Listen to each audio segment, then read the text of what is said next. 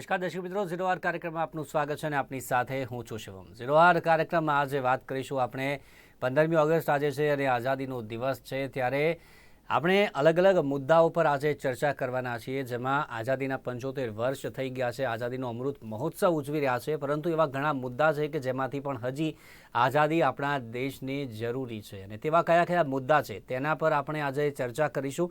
જેમાં સૌથી પહેલાં આપણે વાત કરીશું સમાજવાદની, વાત કરીશું એ છૂઅછૂતની પણ મુદ્દાઓ છે તે સામે આવતા રહે છે। હમણાં જ 2-3 મુદ્દા એવા આવ્યા છે કે જે રીતે દલિત સમાજનું કોઈ પણ હોય તો બીજા સમાજવાળા તેની સાથે છૂઅછૂતના જે મામલા છે તે હમણાં 2-3 કિસ્સા સામે આવ્યા, તેની પણ આપણે વાત કરીશું। તે હજી પણ આપણા દેશમાં એક દૂષણરૂપી છે। સાથે જ બીજું એક વાત કરીશું, આજે લાલ કિલ્લાથી પીએમ મોદીએ જે વાત કરી, પરિવારવાદની વાત કરી, ભ્રષ્ટાચારની વાત કરી, એટલે કે આ બંને મુદ્દા પર, જેમાં ભ્રષ્ટાચારની આપણે વાત કરીએ તો ભ્રષ્ટાચાર પણ અત્યારે ખૂબ જ દૂષણરૂપી એક છે, જેમાં જે લોકશાહીને ખૂબ જ વધુ નુકસાન કરે છે।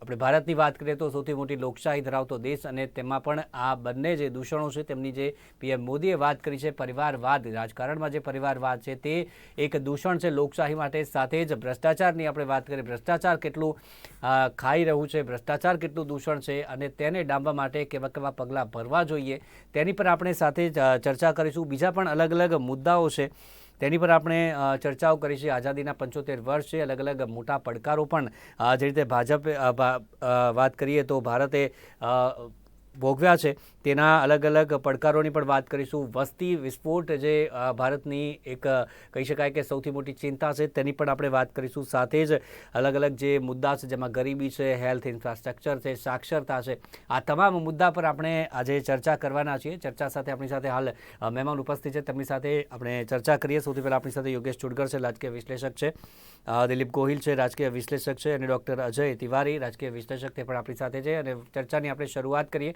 સૌથી પહેલાં દિલીપભાઈ આપની પાસે આવું છું। અલગ અલગ પડકારો, અલગ અલગ મુદ્દાઓ જે હમણાં પણ ગણાવ્યા, ઘણા બધા મુદ્દાઓ, પણ સૌથી પહેલાં વાત કરીએ આપણે ભ્રષ્ટાચારની વાત કરીએ ભારતમાં, સાથે જ પરિવારવાદ, જે પીએમ મોદીએ આજે લાલ કિલ્લાથી આ બંને જે દૂષણો છે તેના પર લડાઈ હવે લડવી જોઈએ, તો કઈ રીતે આ બંને જે દૂષણ છે તેને દૂર કરી શકાય છે અને આપ કેટલા દૂષણ માનો છો આને ભારત માટે?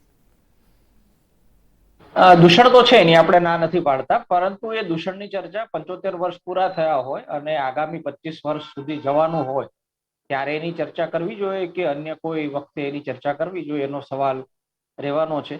કેટલાક પ્રસંગો એવા હોય છે, મને લાગે છે કે થોડી આશાવાદી વાત થાય તો વધારે સારું છે, અને 75 વર્ષ પૂરા થતા હોય અને બાકીના 25 વર્ષ સુધીની આપણે જ્યારે સફર કરવાની હોય ત્યારે પાછળ તો જોવું પડે, પણ વધારે દ્રષ્ટિ આગળ તરફ હોય અને એમાં આશા ભરી હોય એ વધારે જરૂરી છે। એટલે મને લાગે છે કે શું શું સમસ્યાઓ છે એના કરતા 75 વર્ષમાં આપણે શું કરી શકીએ છીએ અને હજી વધારે શું કરવા માંગીએ છીએ એની ચર્ચા વધારે કરવી જોઈએ। દર વર્ષ પૂરા થાય અને એ વખતે આપણે લેખાજોખા લઈએ ત્યારે જૂની વાતોને યાદ કરીએ, જેટલી મુશ્કેલીઓ હજી ઊભી છે એને બી યાદ કરીએ, એ બધાને આપણે ના નથી પાડતા, પણ આ વખતે કંઈક એક વિશેષ પ્રસંગ હતો। 75 વર્ષ આપણે પૂર્ણ કરી લીધા છે અને 25 વર્ષ તરફ આપણે આગળ વધવાનું છે, ત્યારે સમસ્યાઓ કરવા કરતા હવે બાકીના કયા મુદ્દા બાકી રહ્યા છે કે જેમાં આપણે કશું નથી કરી શક્યા, અને જેટલા મુદ્દામાં આપણે થોડું ઘણું કરી શક્યા છીએ એમાં આપણે કઈ રીતે આગળ વધીએ એના ઉપર વધારે ભાર મૂકવો જોઈએ। કારણ કે હું તો હંમેશા એવું માનું છું 75 વર્ષમાં બધી મુશ્કેલી છતાં આપણે બહુ બધું હાંસલ કર્યું છે, એટલે મને લાગે છે એ વધારે યાદ કરવાની જરૂર નથી। 75 વર્ષ પૂરા થયા એમાં મુશ્કેલી પછી આપણે લગભગ 3 તબક્કા બી કરી શકીએ છીએ 25-25 વર્ષના।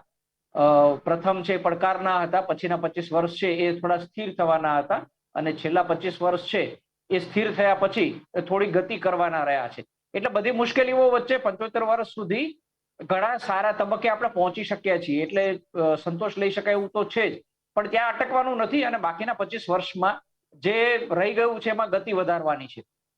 તમે જે મુદ્દાની વાત કરી એમાં એટલે થોડુંક એવું લાગ્યું કે રાજકીય પક્ષોની વાત આવી કે પોતાના હરિપક્ષોની વાત આવી। 75 વર્ષ પૂરા થાય અને લાલ કિલ્લા પરથી ભાષણ આપવાનું, ત્યારે હરિપક્ષોની વાત કરવાની નથી, દેશની વાત કરવાની। એટલે મને લાગે છે એમાં ચોક્કસ પક્ષોને ટાર્ગેટ કરીને કોઈ ચૂંટણીનું સંબોધન હોય, ચૂંટણી સભા હોય એવું વધારે લાગ્યું, પણ હવે આજના દિવસમાં મને લાગે છે એમાં નથી પડવું, દરેકની પોતપોતાની પેલી છે। આજે જે ન થવી જોઈતી ચર્ચા એ હતી કે બધા જ પક્ષો વચ્ચે આપસમાં ચર્ચા ન થાય, અને રાજકીય પક્ષો એકબીજાના દુશ્મન નથી, એકબીજાના સ્પર્ધક છે વધારે સારું કરવા માટે. એ લાગણી પેદા થવાની જરૂર હતી 75 વર્ષ પૂરા થાય ત્યારે. અને આજ સુધીમાં બધા જ રાજકીય પક્ષોએ જે કંઈ પ્રદાન આપ્યું એને યાદ કરીને હવે પછીના 25 વર્ષમાં બધા જ રાજકીય પક્ષો ભેગા થઈને સ્પર્ધા કરશે ચૂંટણી લડવા માટે. પરંતુ ચૂંટણી પૂરી થઈ જાય એ પછી પરિણામ આવે ત્યારે એક જ લક્ષ્યથી બાકી રહી ગયેલા લક્ષ્યાંકો હાંસલ કરવા તરફ આગળ વધે એવી ચર્ચા થઈ હોત તો સારું હતું. અને હું માનું છું કે એ ચર્ચા નાગરિકો તો વિચારશે જ, અને નાગરિકો એ દિશામાં જ શાસક પક્ષમાં કે વિપક્ષમાંથી એવા સૂર નીકળે કે ન નીકળે, હું માનું છું નાગરિકો એટલા સમજદાર તો થયા જ છે આ દેશના કે એ વિચારશે 25 વર્ષમાં આગળ કે આ બધું. બાકીના બધા જે મુદ્દાઓ છે એ છે જ, અને બધા પક્ષો માટેના છે.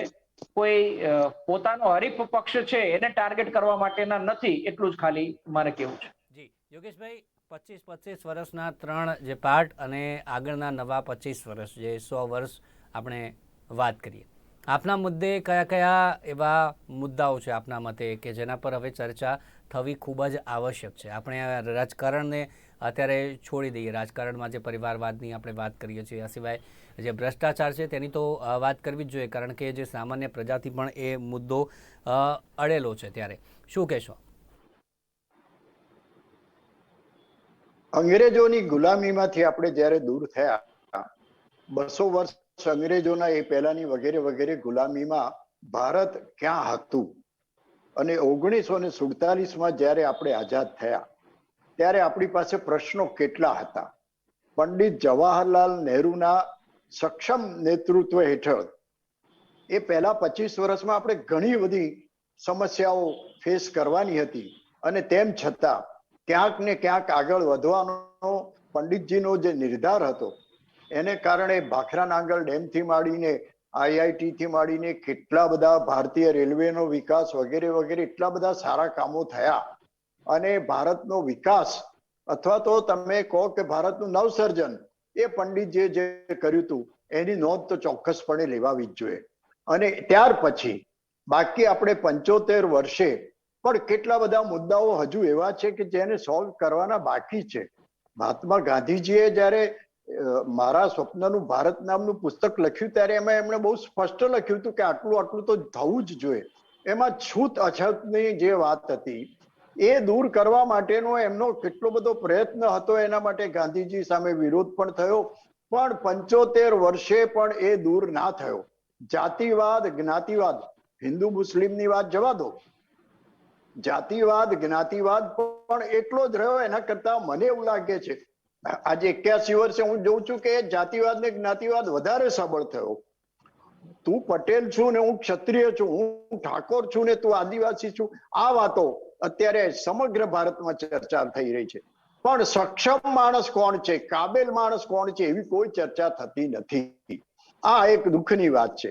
તમે છૂત અછૂતની વાત કરો તો 2 દિવસ ઉપર એક નાની બાળકીએ એક શિક્ષકના માટલામાંથી પાણી લીધું, પણ એ પછાત જાતિની હોવાથી એને માટલામાંથી પાણી લીધું એ બદલ શિક્ષકે એને મારી અને એનું મોત થયું. આ દુઃખદ ઘટના 75 વર્ષની આપણે અમૃત મહોત્સવ ઉજવી રહ્યા છે એ કાળમાં થઈ રહ્યું છે. તો આપણે ભારતને 75 વર્ષમાં એટલું પણ આગળ ના લઈ જઈ શક્યા કે કમસે કમ આ વાત તો દૂર થાય. પરંતુ કેટલો બધો વિકાસ થયો છે. આજે નવી ટેકનોલોજીની ભારતે અપનાવી અને નવી ટેકનોલોજીમાં પણ ભારત અત્યારે અગ્રેસર રહ્યું છે. આર્થિક મુશ્કેલીઓ, સાધનોની સંપદાની મુશ્કેલીઓ છતાં ભારત આગળ વધ્યું. મંગળ ઉપર પહોંચવાનું લક્ષ્ય પણ આપણે હાંસલ કર્યું. એટલે આ રીતે ભારતે પ્રગતિ ઘણી કરી છે, પણ જે કરવાનું છે એમાં હજુ ઘણું બધું બાકી છે.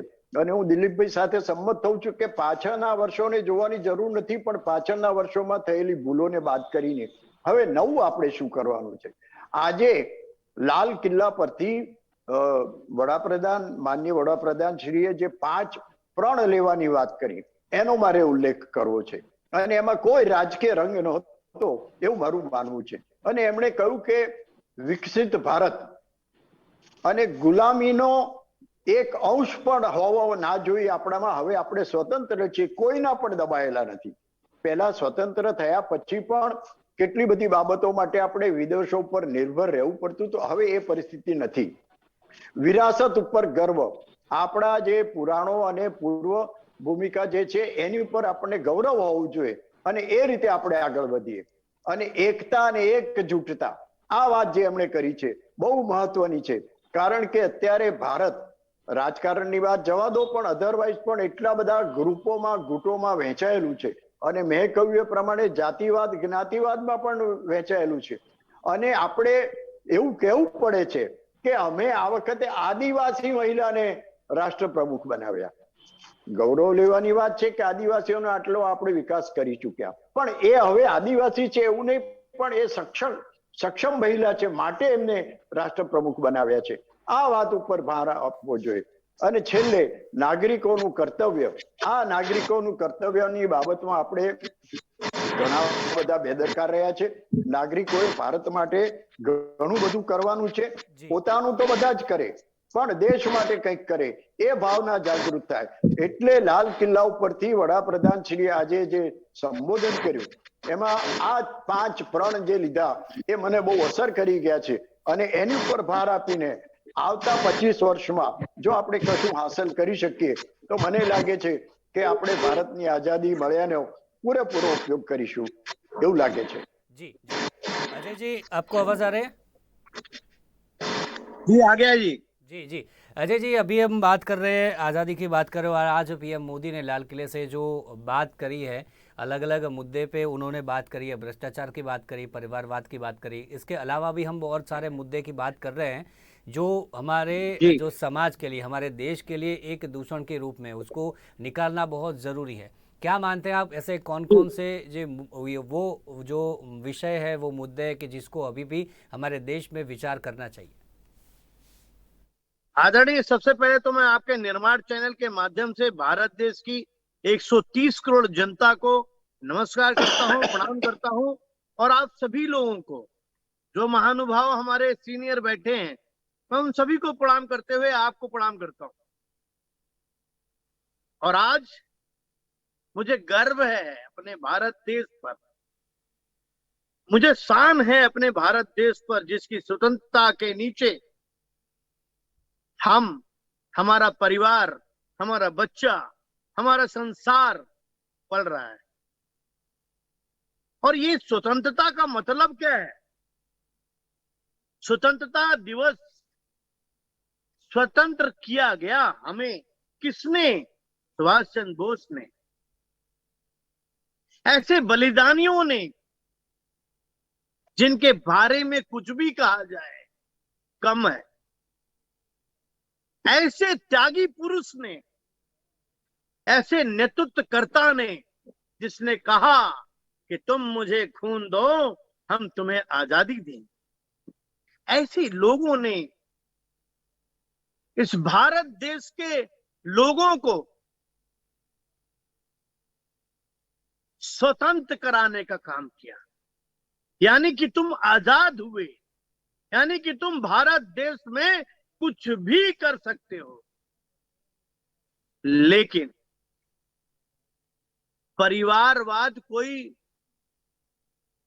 बड़ी बात नहीं है। अगर कोई बाप अगर चाहेगा तो अपने बेटे को चाहेगा, कोई भाई अगर चाहेगा तो अपने भाई को चाहेगा, कोई संबंधी अगर चाहेगा तो अपने संबंधी को चाहेगा। लेकिन सबसे बड़ी बात है, आदरणीय नरेंद्र मोदी जी ने जो आज बात कही, मैंने बड़े ध्यान से 7:30 बजे से लेकर 9 बजे तक मैं उनकी बातों को सुनने के बाद कई जगह मैं झंडारोहण में गया हूं, और वहां मैंने कहा कि यदि हमें आजादी चाहिए तो वो आजादी भ्रष्टाचार से चाहिए। यदि हमें आजादी चाहिए तो वो आजादी आतंकवाद से चाहिए। यदि हमें आजादी चाहिए तो आजादी गली कूचे के गंदगी से चाहिए। यदि हमें आजादी चाहिए स्वतंत्रता चाहिए तो दुश्मनी से चाहिए। यदि हमें आजादी चाहिए तो हमें रोजगार में बढ़ोतरी की आजादी चाहिए। यदि हमें आजादी चाहिए तो व्यवहार में आजादी चाहिए।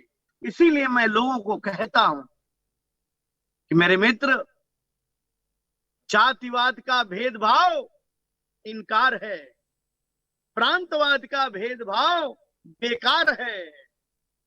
हम सब भारतवासी हैं, हमें भारत से प्यार है। आज हमें अपनी मातृभूमि पे गर्व है।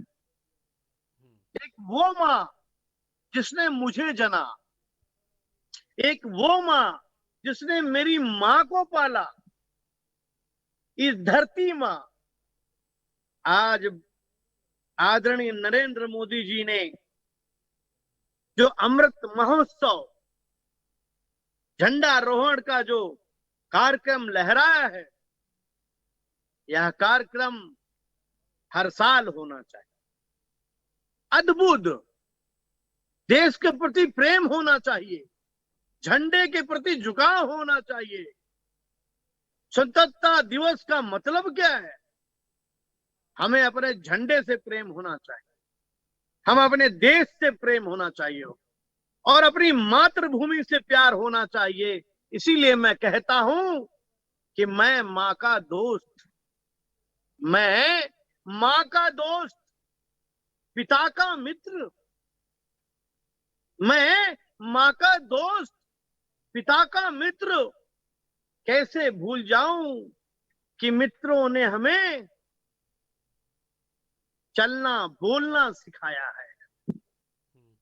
आदरणीय हमारे साथ जो डिबेट में बैठे हैं, मैं उनसे बोल रहा हूं कि अगर मैं गलत हूं तो क्षमा चाहता हूं, फिर भी कह रहा हूं कि मैं माँ का दोस्त, पिता का मित्र कैसे भूल सकता हूं कि मित्रों ने हमें चलना बोलना सिखाया है। आजकल के लोग तो स्वार्थी होते हैं, उस स्वार्थ को भी हमने हृदय से लगाया है। ये भारत देश ही है, दूसरा देश ऐसा नहीं कर सकता। ये भारत देश ही है जो हिंदू, मुस्लिम, सिख, ईसाई को समाहित करता है।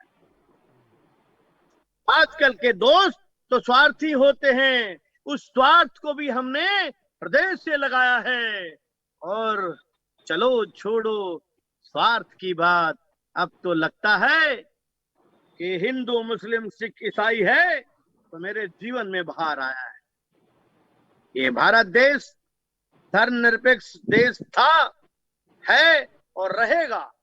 लेकिन हमें जो आजादी चाहिए, आतंकवाद से चाहिए, भ्रष्टाचार से चाहिए, रोजगार से चाहिए, गरीबी से चाहिए, और जो महत्वपूर्ण आजादी है आर्थिक नीति से चाहिए। मेरा देश विश्व गुरु था, विश्व गुरु है और विश्व गुरु बनकर रहेगा। आदरणीय नरेंद्र मोदी जी की जो परिभाषा है, नरेंद्र मोदी जी ने जो काम किया है, मैं बहुत तारीफ करता हूं। पर नरेंद्र मोदी जी के आड़ में, नरेंद्र मोदी जी के नाम पर सांसद बनने वाले, विधायक बनने वाले, मंत्री बनने वालों से कहना चाहता हूं कि कब तक नरेंद्र मोदी के नाम पे जियोगे? अरे कुछ अपने नाम पे करो। यदि पार्षद हो तो मोहल्ले में सफाई कराओ, भ्रष्टाचार खत्म कराओ, आतंकवाद खत्म कराओ और आगे बढ़ो। यदि विधायक हो तो क्षेत्रीय जनता को साथ लेके चलो और भ्रष्टाचार को खत्म करो। यदि सांसद हो तो राज्य के विकास में काम करो और आतंकवाद भ्रष्टाचार के खिलाफ लड़ो। जी, बहुत सारे मुद्दे हैं हमें चर्चा करने के लिए समय का થોડા કમી છે દિલીપભાઈ આપની પાસે આવું છું એક નાનકડી પ્રતિક્રિયા આપની પાસે પણ હવે સમયનો થોડો અભાવ છે એટલે હમણાં યોગેશભાઈએ જે વાત કરી છૂઅછૂતની વાત કરી એક ઉદાહરણ આપ્યું કે માટલામાંથી એક વિદ્યાર્થીએ પાણી પીધું અને તેને માર મારવામાં આવ્યો એવો જે કિસ્સો આપણે વાત કરીએ તો આંગણવાડીની એક જે ભોજન બનાવતી બહેનનો કિસ્સો એક સામે આવ્યો હતો કે તે દલિત હતી એટલે જે વિદ્યાર્થીઓ છે તેમના માતા પિતાએ એમનું જે જમવાનું છે તેમને બનાવેલું તે ન ખાવાની સૂચના આપી आदरणीय एक भारत देश जी। की कविता पढ़ना चाहता हूँ।